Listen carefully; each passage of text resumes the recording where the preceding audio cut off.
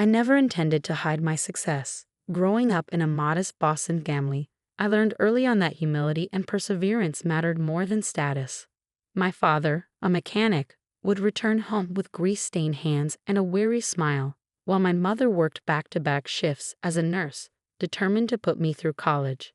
Emily, she'd often say, success isn't measured by what you own, it's defined by who you are. Her words stayed with me. By 23, I had started a tech consulting firm in my garage. 2 years later, it had grown into MTech Solutions, now worth over $200 million. Yet, I kept a low profile, preferring the quiet satisfaction of working behind the scenes. Then I met Michael. Our paths crossed at a neighborhood coffee shop.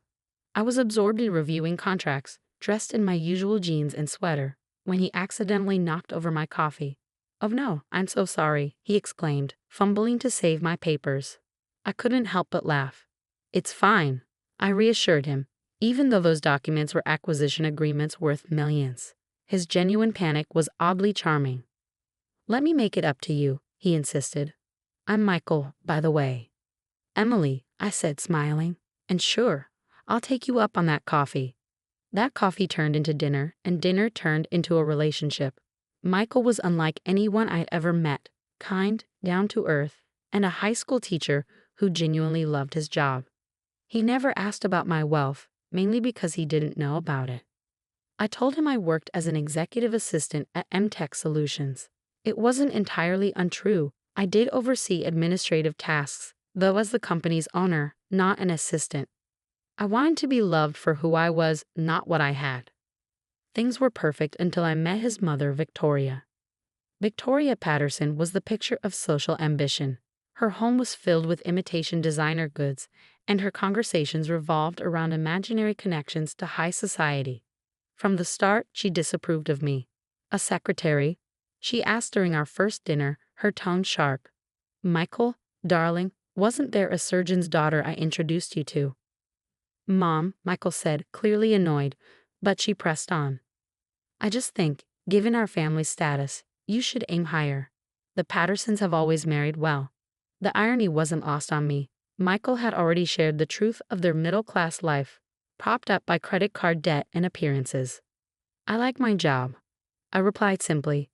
"It's fulfilling." Victoria sniffed dismissively. "Well, someone has to do those things, I suppose." Her passive-aggressive remarks became a fixture of family gatherings. At Christmas, while others received thoughtful gifts, I got a plain office planner. "For keeping your boss's schedule," she said with a smirk. Michael often apologized privately but never confronted her outright. I understood. Family dynamics can be tricky. Then came the announcement that changed everything. One Sunday dinner, Victoria stormed into the room, brandishing a newspaper. "MTech Solutions is looking for a new CEO. This is my chance." I nearly choked on my wine.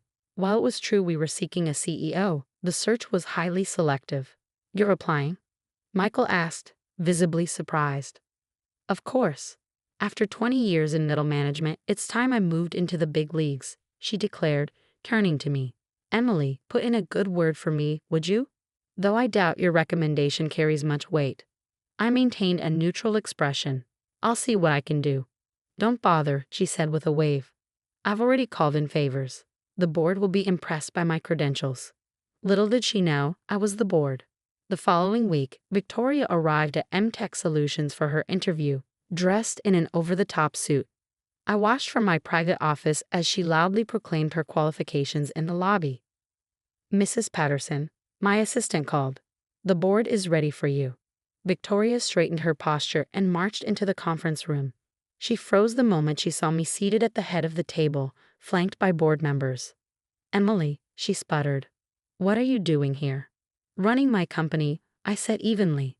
"Please have a seat." Her face paled as the realization hit. This can't be." "It is," one board member confirmed. "Ms. Walker is our founder and majority shareholder." Victoria's carefully curated facade began to crumble. She stumbled into a chair as I opened her application file. "Let's discuss your qualifications," I said, my tone all business. Her resume was riddled with embellishments, and I questioned each one. Her fabricated achievements and supposed connections unraveled quickly under scrutiny. "I think we're done here," I concluded. Your application is disqualified due to misrepresentation. You can't do this, she cried. This is personal. No, it's professional, I replied. But since you brought up personal matters, yes, I've endured your insults and condescension for months. This isn't revenge, Victoria. It's accountability. She stormed out, muttering threats about exposing me to Michael. Go ahead, I thought, already reaching for my phone. It was time Michael knew the truth. Mom just called me crying, Michael said as he walked into my office, his face a mixture of confusion and concern. She said, "You're her boss? Emily, what's going on?" I motioned for him to sit down, taking a deep breath. Michael, there's a lot I need to explain. I wasn't completely honest about who I am.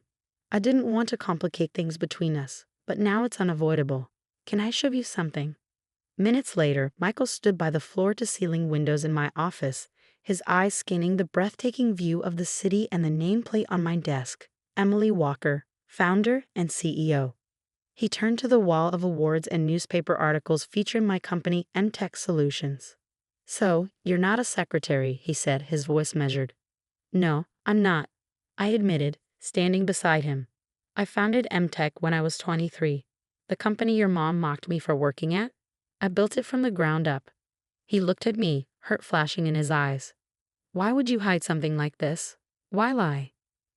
I wanted someone to see me, not my bank account, I said. Do you know how many people have tried to get close to me because of my money or status? I wanted to experience love for who I am, not for what I own. Michael sighed, his expression softening. I understand that, but you let my mother treat you horribly. You could have stopped this months ago. And what would that have accomplished? I asked. Proving her obsession with status, right? That wealth is what defines someone's value. I didn't want to play her game. Michael ran a hand through his hair. You're right. I should have defended you. I failed you there. Before I could respond, the office door burst open, and Victoria stormed in, dragging her husband George behind her. Her face was red with fury. There she is, the liar, the manipulator, she screeched. George, ever the quiet observer, stepped forward. Emily, this feels inappropriate. Using your position to reject Victoria over personal disagreements. I recorded the entire interview, I said, cutting him off. With the press of a button, Victoria's stumbling responses played over the speaker. This wasn't personal. Your wife lied on her application and misrepresented her qualifications. The board made their decision based on facts. Victoria's face twisted with rage. You think you've won? Just wait until everyone hears about this. The so-called genius CEO who pretended to be a secretary just to trick her way into our family. Mom, stop. Michael's voice thundered, silencing the room. Just stop. Do you hear yourself? You're humiliating all of us. Humiliating? She's the liar here. Victoria spat. No, Michael said firmly.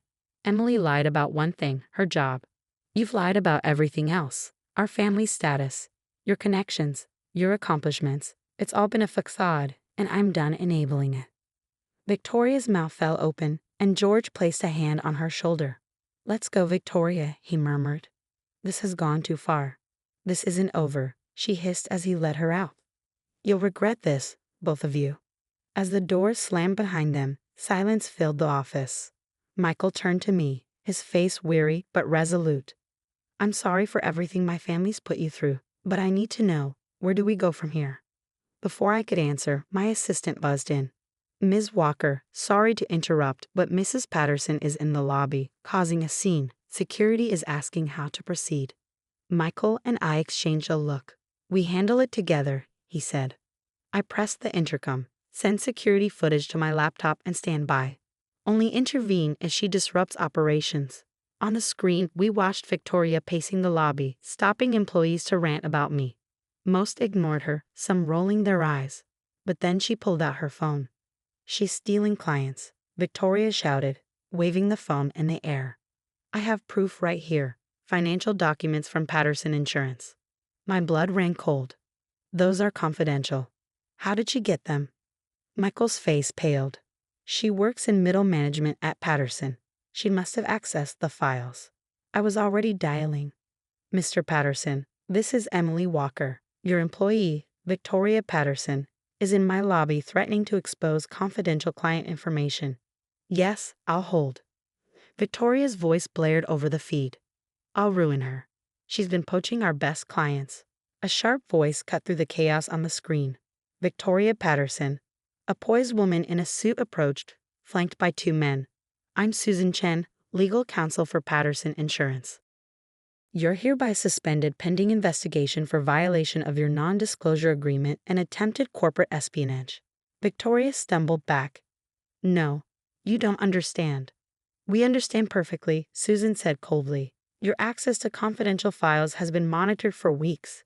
This public outburst only confirmed our suspicions. Michael watched in stunned silence as his mother was escorted away, her protest growing fainter. He turned to me. Emily, I didn't know she was capable of this. It's not your fault, I said gently, but we need to address this openly, with your family, with mine, and with ourselves. Michael nodded, his voice steady. Together. As security led a stunned Victoria out of the building, Michael turned to me, his brow furrowed. You knew about her job performance? I found out during the merger discussions, I admitted. I planned to help her transition into a role better suited to her skills. That's part of why I kept my identity hidden. I needed to fully understand the situation before making decisions that would impact your family. Mr. Patterson, standing nearby, shook his head with a faint smile. Always thinking of others, Emily. It's one of the reasons I agreed to the merger in the first place. He straightened his jacket and added, Don't worry about Victoria. We'll handle the legal aspects with discretion for Michael's sake. After he left, silence settled in the office. Michael sat across from me, staring out the window, lost in thought. I need some time, he said at last. This is a lot. I nodded, trying to keep my voice steady. Take all the time you need. At the door, he paused, looking back at me. For what it's worth, I fell in love with Emily the secretary. Knowing you're Emily the CEO doesn't change that. It just means I have more to learn about you. After he left, I remained at my desk, watching the city lights flicker on as night fell. My phone buzzed. A message from George, Michael's father. Victoria's home, devastated. She knows what she's lost. When you're ready, we should talk. All of us. Family shouldn't end like this. The week that followed, I buried myself in work, giving Michael and his family the space they needed. Meanwhile, the media caught wind of Victoria's public meltdown. Corporate espionage involving two merging companies was too scandalous to ignore. Fortunately, both companies' PR teams managed to keep the damage under control. One late evening, as I was reviewing merger documents, my assistant buzzed in. Ms. Walker, the Patterson family is here to see you. They entered together, George leading with calm authority, Michael, his expression unreadable, and finally Victoria, her usual confidence replaced by a tentative, vulnerable air. She wore simple business attire, a stark contrast to her usual designer wardrobe. Emily, George began, his tone measured. We need to talk. All of us. Victoria stepped forward, wringing her hands. I've been in therapy this past week, intensive sessions. Losing the promotion, it broke me. Everything I built my identity around, my importance, my connections, it all crumbled. You tried to hold on by grabbing more, I said quietly. She nodded, tears pooling in her eyes. When I saw the CEO posting, I convinced myself I deserved it, that everyone else had been holding me back. Then learning the truth about you, it shattered what little I had left. Mom, Michael said gently, placing a hand on her shoulder, there's more you need to tell her. Victoria took a shaky breath. I've struggled for years. Shopping addiction, fabricating stories about our family's status. It all started when George's business hit trouble a decade ago. Instead of facing reality, I created a fantasy. It felt easier than admitting we weren't who I pretended us to be. George spoke up, his voice heavy with regret. And I enabled it. I thought keeping up appearances would keep us afloat. But it only made things worse. The merger, is it still happening? I nodded. Yes.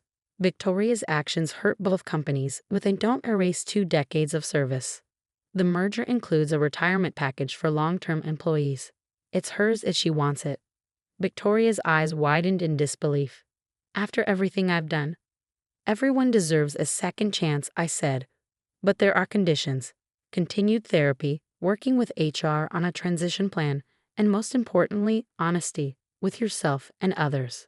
Victoria broke down, her carefully constructed walls finally crumbling. I'm sorry, Emily, for everything.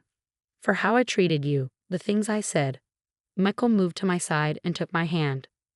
We've all learned something, he said. Mom about honesty, Dad about enabling, me about standing up for what's right, and Emily about trusting people with the truth, I finished, moving forward. 2 months later, Victoria retired quietly. The merger proceeded smoothly, and she found new purpose volunteering at a financial literacy program, helping others avoid the mistakes she'd made. At our wedding the following spring, she gave a heartfelt speech that left few dry eyes. A year ago, I thought status and appearances were everything, but my daughter-in-law taught me that true worth lies in how you treat others. Emily, thank you for giving our family a second chance, not because you're a CEO, but because you're a compassionate human being. Michael squeezed my hand under the table. We had rebuilt our relationship on a foundation of truth, moving past lies and pretenses. Looking around, I saw our merged family, George chatting with my father about business, Victoria helping my mother arrange flowers, our employees meeting with relatives. Success, I realized, meant nothing without people to share it with. Happy, Michael whispered. Very, I replied with a grin. Though I do miss that secretary desk sometimes. He laughed. Well, you did say your assistant's going on maternity leave. Don't tempt me, I teased. I might just go undercover again. Victoria overheard and joined our laughter, genuine this time, free from pretense. She'd found something far more valuable than status. Peace with who she truly was. As the celebration continued, I thought back to that first accidental coffee spill. It had led to this moment, proving that sometimes life's biggest blessings come disguised as chaos. Looking around at the people I loved, I knew success wasn't measured in dollars or titles. It was measured in second chances, hard truths, and the courage to be authentically yourself.